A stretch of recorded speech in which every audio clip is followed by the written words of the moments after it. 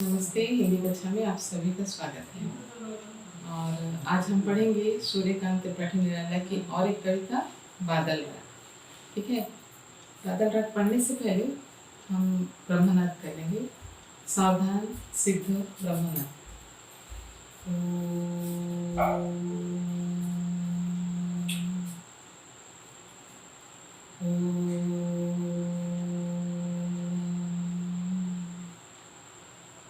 शांति शांति शांति।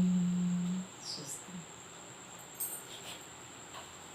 तो आप सभी ने देखा होगा वरदे वीणा वादिनी, जो कि सूर्यकांत त्रिपाठी निराला की ही कविता थी।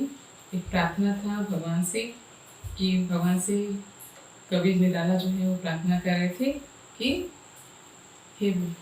हे माँ वीणा वादिनी अर्थात वीणा बजाने वाली माँ सरस्वती, उनको भारतवासियों में नया स्वर नया मंत्र दे दो, ताकि उनके हृदय के अंदर जो अंधकार है, अंधकार अर्थात जो पुराने विचार हैं, वो उनके हृदय से दूर हो जाए और उनका जीवन जो है वो ज्ञान रूपी ज्योति से जगमगा उठे।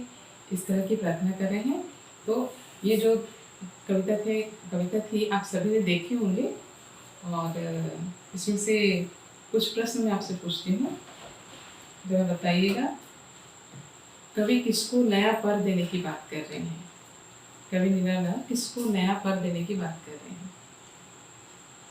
कवि निराला पक्षी वृंद को नया पर देने की बात कर रहे हैं। कवि निराला किसको प्रकाश कर देने की बात कर रहे हैं?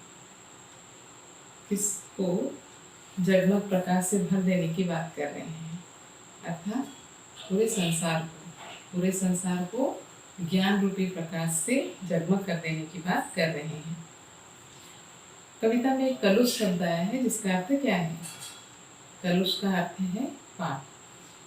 ठीक है, और भी कुछ कठिन शब्द हैं इसमें, हम आपको बता चुके हैं। अगर फिर भी कठिन लगा होगा तो आप मुझसे फोन करके पूछ सकते हैं। लेकिन आज हम पढ़ेंगे बादल राग।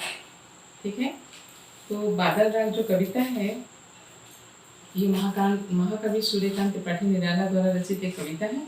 इसमें मुख्यतः ध्वनि, नाद और रूपक के माध्यम से युद्ध और विप्लव का रचनात्मक वातावरण तैयार किया गया है। अर्थात एक तरफ प्रकृति और दूसरी तरफ जो समाज में नई क्रांति, दोनों को लाने की वो बात कर रहे हैं। बादल राग कविता। बादल राग कविता शक्ति साध्य कवि निराला जी की कविता है। बादल के भीतर सृजन और ध्वंस की ताकत एक साथ समाहित है। बादल उन्हें प्रिय है क्योंकि स्वयं कवि निराला का व्यक्तित्व बादल के स्वभाव के करीब है। बादल किसान के लिए निर्माण एवं उल्लास का, तो मजदूर के संदर्भ में क्रांति एवं बदलाव का अद्भुत है।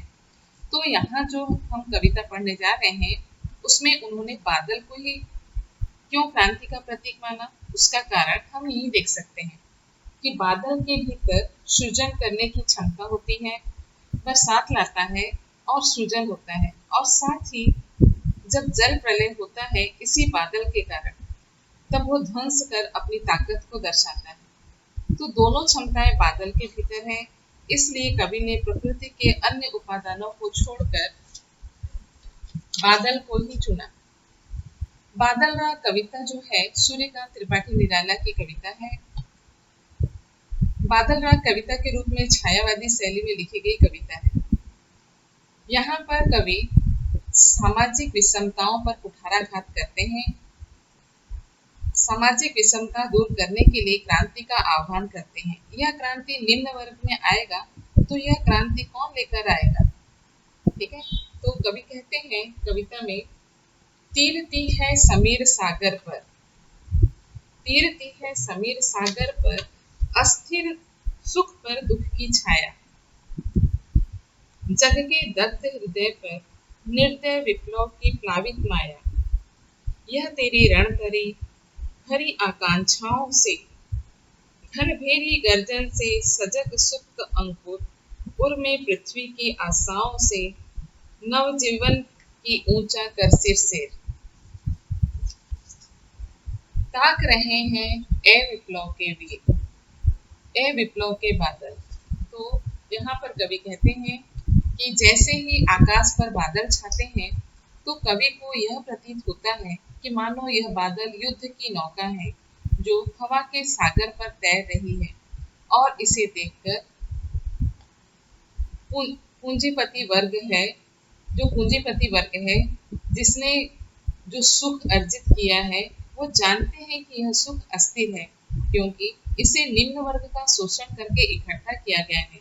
तो इस अस्थिर सुख पर वो बादलों के छाने को दुख की छाया के रूप में देख रहे हैं, क्योंकि ये बादल जब क्रांति लाएंगे तब ये सभी सुख उनसे छिन जाएंगे।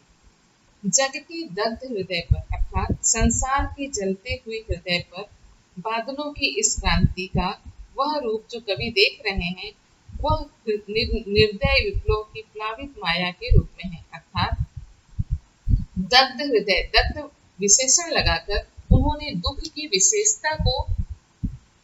विशेषता बताई है। निर्दय विशेषण लगाकर विप्लव की क्रूरता को बताया है, उसे और अधिक क्रूर कर दिया है। वो कहते हैं कि बादलों का जो यह रूप है उन्हें क्रांति दूत के छल युक्त विनाशकारी रूप में दिख रहा है, और ऐसा प्रतीत होता है कि जैसे वे जो विद्रोह की जल प्रलय है, विद्रोह की क्रांति है, उसमें इस शोषक वर्ग को डुबो देंगे। तो यहाँ पर देखो, प्लावित माया, निर्दय विप्लव की प्लावित माया अर्थात डुबो देंगे, शोषक वर्ग को डुबो देंगे। उसके बाद देखो, यह तेरी रणतरी भरी आकांक्षाओं से, घनभेरी गर्जन से सजग सुप्त अंकुर, उर्मी पृथ्वी के आशाओं से नव जीवन की ऊंचा कर से ताक रहे हैं ए विप्लव के बादल। अब इसको देखो, यह तेरी रणतरी अर्थात वह निम्न वर्ग की आशाओं और आकांक्षाओं रूपी अस्त्र शस्त्रों से भरी हुई है। कहते हैं कि हे बादल, भेरी गर्जन जो तुम्हारी गर्जना है वह रणभेरी के समान है। जैसे युद्ध की उद्घोषणा का विपुल नाद सुनकर कोई सैनिक सजग हो जाता है, वैसे ही तुम्हारी गर्जन को सुनकर जो निम्न वर्ग है, जो वंचित वर्ग है, वह सजग हो गया है, और इस गर्जन में शोषण के विरुद्ध आवाज सुनाई दे रही है। और उनके मन में क्या हो रहा है? उनके मन में क्या हो रहा है? उनके मन में नई नई आशाएं जाग रही है। उन्हें ऐसा लगता है कि अब उनके अभाव दूर होंगे और दुख दूर होंगे, और इस प्रकार उन्हें नया जीवन मिलेगा। नई जीवन की आकांक्षाओं में, और इस आशा में वे तुम्हारी ओर सिर उठाकर देख रहे हैं। तो एक क्रांति दूत में तुम आओ। तो यहाँ पर सीधा अर्थ यह हो जाएगा कि जब बरसात गिरती है तो सोए हुए अंकुर अपनी नींद तोड़कर जाग उठते हैं और नए जीवन की आशा से बाहर दिखते हैं और बरसात की प्रतीक्षा करते हैं। तो यह अर्थ नहीं, हम इसका सामाजिक विषमता के अर्थ में हम इसका अर्थ रखेंगे। अर्थात यहाँ पर कवि ने सामाजिक विषमता और प्रकृति के जो पौधे हैं उसका एक साथ प्रतीक बनाकर वर्णन किया है। फिर देखिए, फिर बार बार गर्जन, वह वर्षण है मूसलाधार, हृदय थाम लेता संसार, सुन सुन घोर वज्र हुंकार। अब देखो, कवि कहते हैं कि वर्षा होने लगी है, फिर बार बार गर्जन है, मूसलाधार बादल बार बार तेज गर्जना कर रहे हैं और मूसलाधार बारिश हो रही है। बादल, तुम बार बार गरजते हो और भीषण वर्षा करते हो, और तुम्हारी इस घोर वज्र हुंकार को सुनकर, अर्थात ये भयावह आवाज को सुनकर संसार अत्यधिक भयभीत हो रहा है। कवि कहते हैं, बादलों में चमकने वाली बिजली के गिरने से बड़े बड़े पहाड़ भी विखंडित हो जाते हैं। उसी प्रकार युद्ध में वज्र का जब प्रयोग किया जाता है तो बड़े से बड़े योद्धा भी धराशायी हो जाते हैं। भाव इस प्रकार है कि जब क्रांति का शंखनाद गूंजता है तो बड़े बड़े पूंजीवादी जो शोषक वर्ग का प्रतिनिधित्व कर रहे हैं वो धराशायी हो जाते हैं, और गगन चूमता उनका घमंड, अभिमान ऊंचे होने का जो गर्व उनको है वो भी चूर चूर हो जाता है।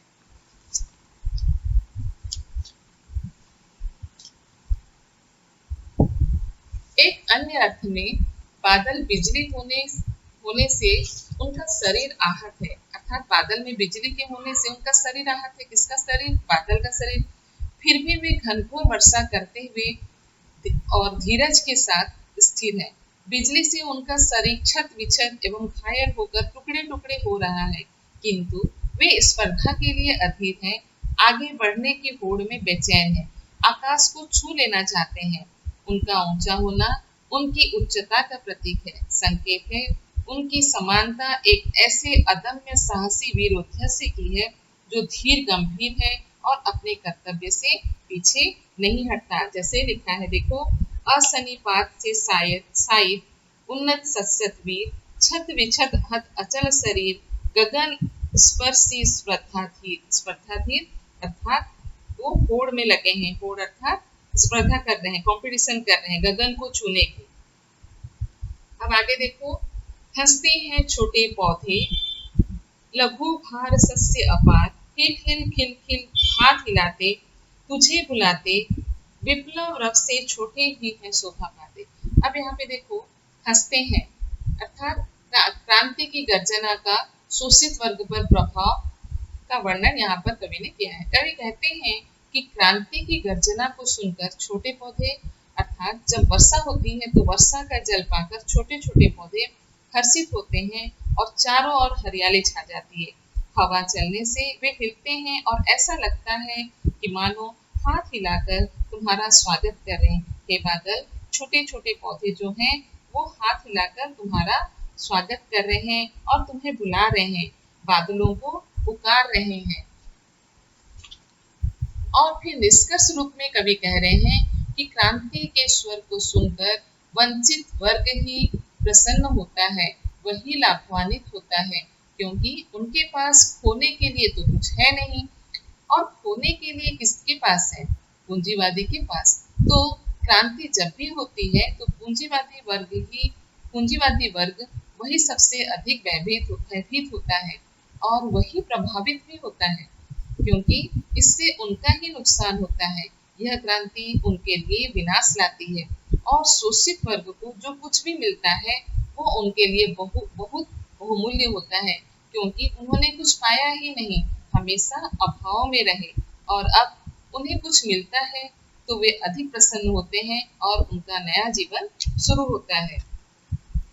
फिर आगे देखो, अट्टालिका नहीं है रे आतंक भवन, सदा पंख पर ही होता जल विप्लव पावन, क्षुद्र प्रफुल्ल जलज से सदा छलकता नीर, रोग शोक में भी हंसता है से सौ का सुकुमार शरीर। अब यहाँ पर कवि जो है कह रहे हैं कि बरसात जो है वो विप्लव भी है और क्रांति भी है, उनका असर पूंजीवादी वर्ग पर ही और सर्वहारा वर्ग पर ही पड़ता है, और इस प्रभाव का बिंबात्मक वर्णन इस पद्यांश में कवि ने किया है।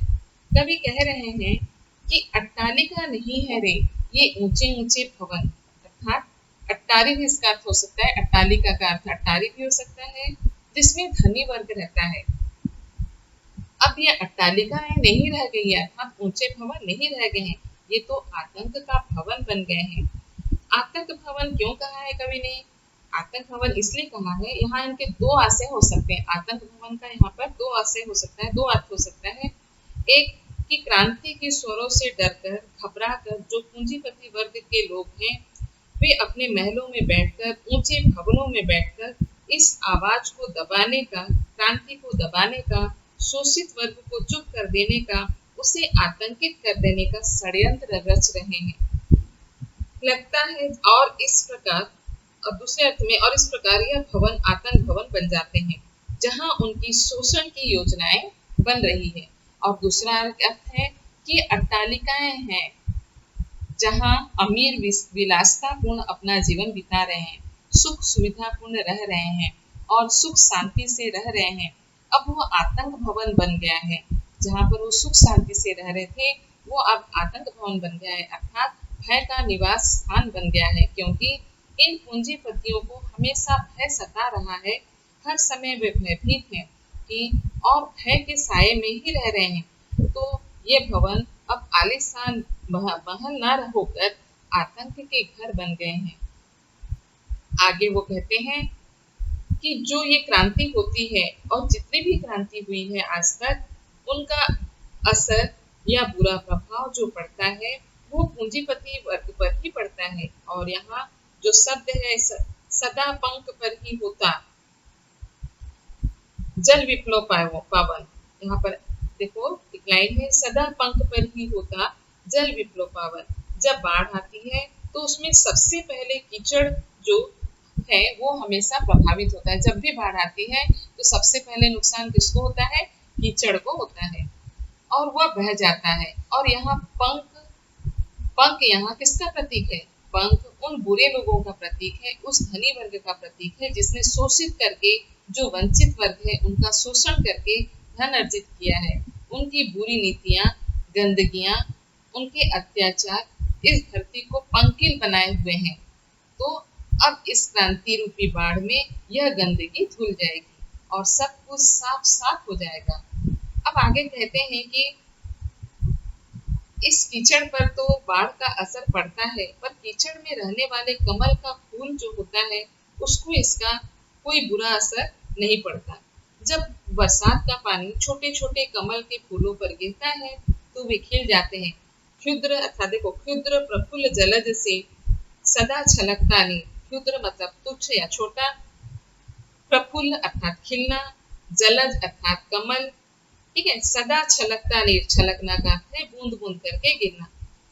तो जब उस पर पानी गिरता है अर्थात कमल पर जब पानी गिरता है तो कमल प्रसन्नता के साथ खिले खिले दिखते हैं और उन पर पानी पड़कर उन्हें खराब नहीं करता, उन्हें नष्ट भी नहीं करता। यहाँ जलज जो है वो उन लोगों का प्रतीक है, जलज अर्थात कमल, वो उन लोगों का प्रतीक है जो अभाव में रह रहे हैं, शोषित वर्ग का प्रतीक है। ये वर्ग हर स्थिति में प्रसन्न रहता है। तो कवि कहते हैं कि अगर क्रांति आती है तो इसका लाभ भी इसी वर्ग को मिलता है। और कवि आगे कहते हैं कि यह ऐसा वर्ग है जो बच्चों की भांति, जो बच्चे होते हैं वे रोग शोक में भी हंसते हैं, तो इसी प्रकार यह वर्ग रोग शोक अपने बुरे हाल में भी हंसता रहता है। कवि कहते हैं शैशव, शैशव अर्थात बचपन, सुकुमार अर्थात कोमल, शरीर अर्थात देह, शैशव का सुकुमार शरीर, रोग शोक में भी हंसता है शैशव का सुकुमार शरीर, अर्थात उस शोषित वर्ग से है जो कष्टों में भी हंसता रहता है। उसे अपने दुख की परवाह नहीं होती क्योंकि उसके पास होने के लिए कुछ है ही नहीं। तो अगर बुरा भी उसके साथ होगा तो कितना बुरा होगा, तो इसलिए वो बेपरवाह रहता है। यहाँ पर कवि ने पूंजीपति वर्ग पर कटाक्ष किया है।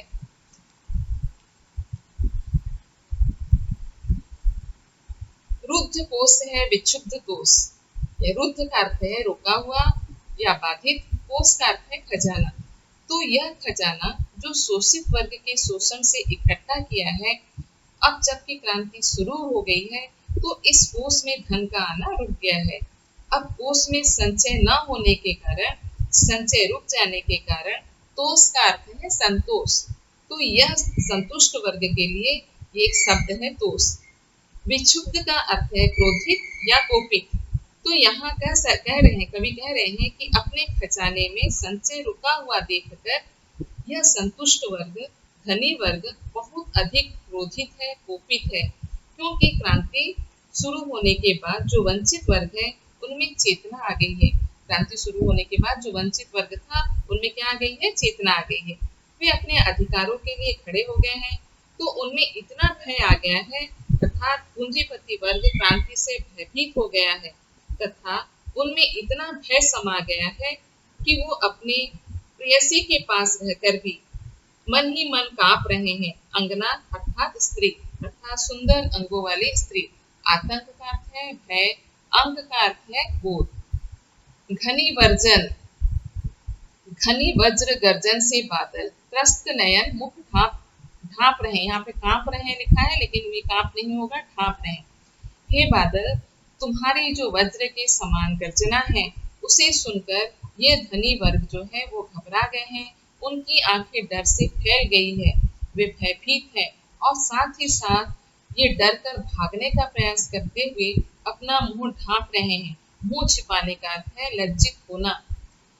यहाँ हम इसे एक स्थिति में भागना ही कह सकते हैं या भयभीत हो जाना भी कह सकते हैं। अर्थात क्रांति के आने से पूंजीपति वर्ग जो है वो डर गया है और वह परिस्थितियों से हार कर भागना चाहते हैं। जीर्ण बाहु है जीर्ण शरीर, तुझे बुलाता कृषक अधीर। इस काव्यांश में कवि शोषित वर्ग की दयनीय दशा का वर्णन कर रहे हैं और साथ ही साथ इस काव्यांश में शोषित वर्ग द्वारा क्रांतिदूत बादल का आह्वान का भी चित्रण किया गया है। कवि कहते हैं कि जीर्ण बाहु है जीर्ण शरीर, हे क्रांतिदूत बादल, तुझे यह कितना व्याकुल होकर पुकार रहा है, निमंत्रित कर रहा है कि आओ और बरसो, क्रांति की बरसात करो। दूसरे अर्थों में भी किसान बादल की ओर टकटकी लगाए देखता है कि वह बरसे ताकि उसका खेत हरा भरा हो। जब फसल लहराएगी तभी तो उसे आर्थिक लाभ होगा, उसकी स्थिति सुधरेगी। दूसरे अर्थों में क्रांति जब आएगी तभी उसे सामाजिक समानता प्राप्त होगी। अब वो शोषण से थक गया है, उसकी बाजुएं जीर्ण अर्थात कमजोर हो चुकी है और दुर्बल हो गई है। दुर्बल बाजू उठाकर वो उसे पुकार रहा है, उसका शरीर थक गया है।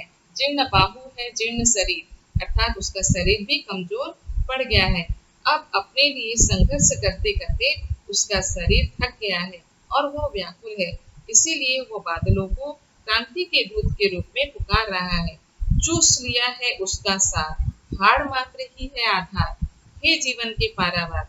कवि बादलों को जीवन के पारावार के रूप में देख रहे हैं। वे यहाँ वे यहाँ पर संबोधन के ए जो है यहाँ पर संबोधन के रूप में कहा गया है। कवि कहते हैं कि इस किसान का सारा रस, सारा उत्साह, सारी उमंग उसके जीवन की इस शोषक वर्ग ने चूस ली है। इसका शोषण करके उसे इतना कमजोर बना दिया है कि इसके मन का सारा उत्साह खत्म हो गया है और अब वो मात्र हड्डियों का कंकाल मात्र ही रह गया है। ऐसे में तुम ही इसकी अंतिम आशा हो और तुम ही इसके जीवन में अनंत खुशियों को ला सकते हो। बादल को जीवन का पारावार का अर्थ होता है, बादल को जीवन का पारावार कहा है। पारावार का अर्थ होता है समुद्र। तो यहाँ पारावार क्यों कहा है, यहाँ पर इसका अर्थ समुद्र नहीं है, लेकिन उसी से मतलब है कि तो क्रांति रूपी जो बादल है उसका आना सुखद होता है। पारावार का अर्थ है यहाँ पर असीम और अनंत खुशियों में भी लगा सकते हैं। तो बादल ही अंतिम खुशियां किसान के जीवन में लाएगा। निर्धन वर्ग को समाज में समानता का अधिकार दिलाना इस क्रांति का उद्देश्य है। सुख समृद्धि का सागर बनकर यह बादल उसके जीवन में लेकर आएगा। अर्थात बादल ही किसान के जीवन में खुशियां लेकर आ सकता है। इसलिए यहाँ पर कवि ने बादल को पारावार कहा है कि मतलब उसके आने से ही उसके जीवन में खुशियां आ सकती है। तो ये जो कविता थी ये शोषित वर्ग पर हो रहे अत्याचार और अन्याय के खिलाफ बादल को कवि ने क्रांति दूत के रूप में आवाज लगाकर बुलाया है। इसमें इसका वर्णन किया गया है। उसके बाद है समीर, वायु या हवा, जग अर्थात संसार,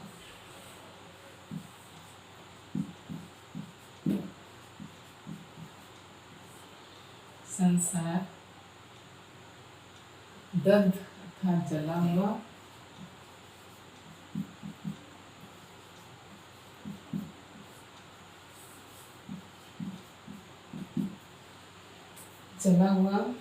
प्लावित जल में डूबा,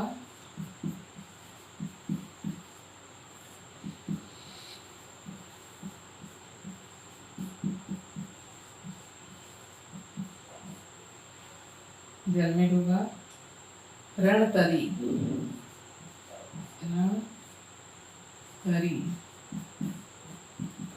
युद्ध की नौका,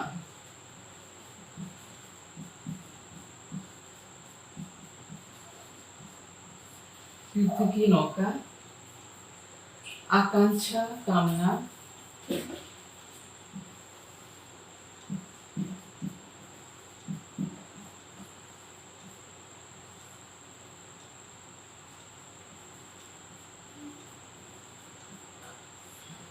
आकांक्षा कामना, ढेरी नगाड़ा नगाड़ा,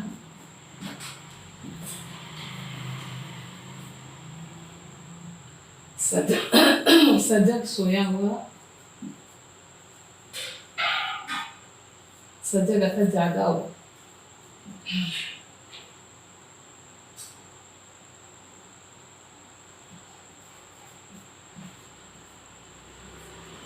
सजग जागना, सुप्त अर्थात सोया हुआ,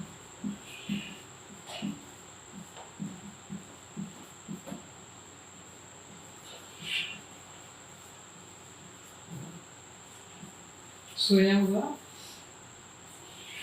उर अर्थात हृदय,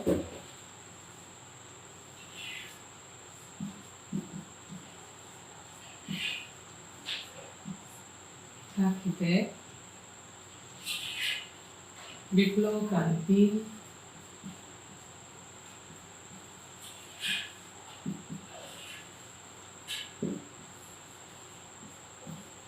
विप्लव क्रांति, असन्निपात, बिजली,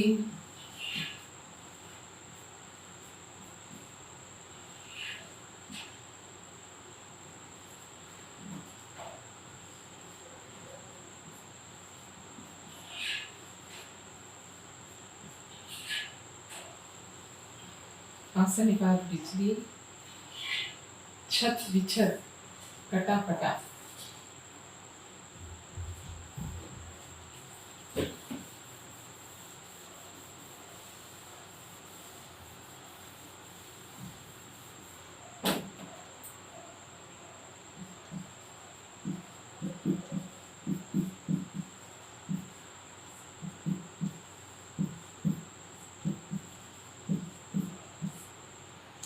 कटा कटा, अचल अर्थात साइड अर्थात धराशायी, साइड का अर्थ है धराशायी,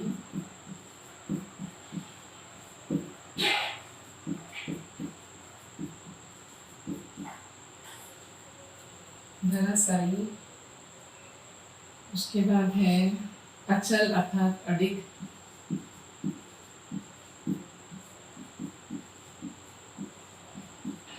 अडिग करते हैं अपनी जगह से ना हिलना। स्पर्धा होड़,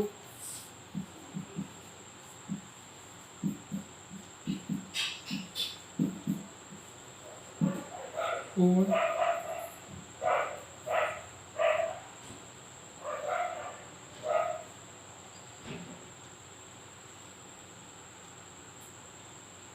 और भी बहुत सारे कठिन शब्द हैं और लिख देते हैं। जीर्ण मतलब कमजोर, जीर्ण कमजोर, विप्लव लिखे, क्रांति, क्रांति लिख दिए हैं। रव आवाज,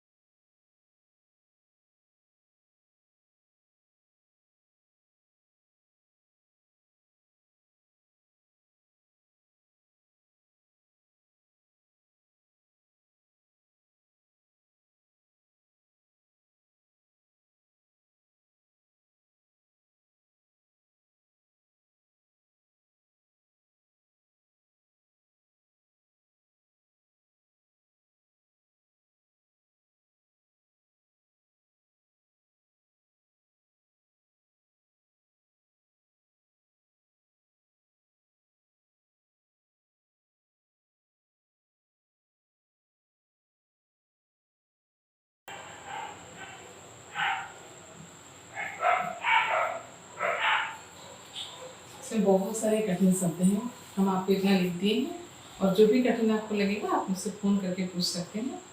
तो ये जो कविता थी ये आपको थोड़ी सी मुश्किल लगी होगी, फिर भी मैं कुछ प्रश्न आपसे पूछ रही हूँ।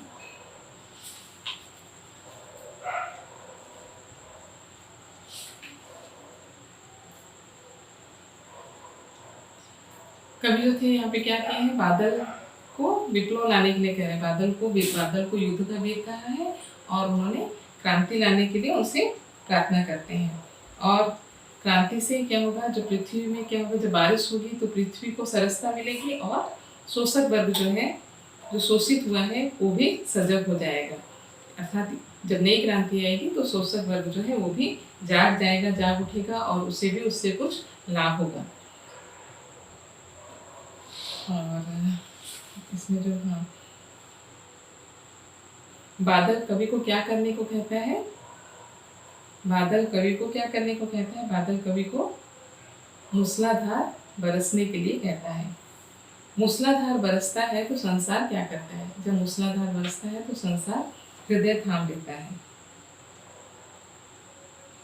समीर सागर पर कौन तैर रहा है, समीर सागर पर अस्थिर सुख तैर रहा है। अट्टालिका का अर्थ क्या है, अट्टालिका का अर्थ है महल। ठीक है, आज के लिए इतना ही। और इसमें कुछ समझ नहीं आया होगा तो आप मुझसे फोन करके पूछ सकते हैं। धन्यवाद।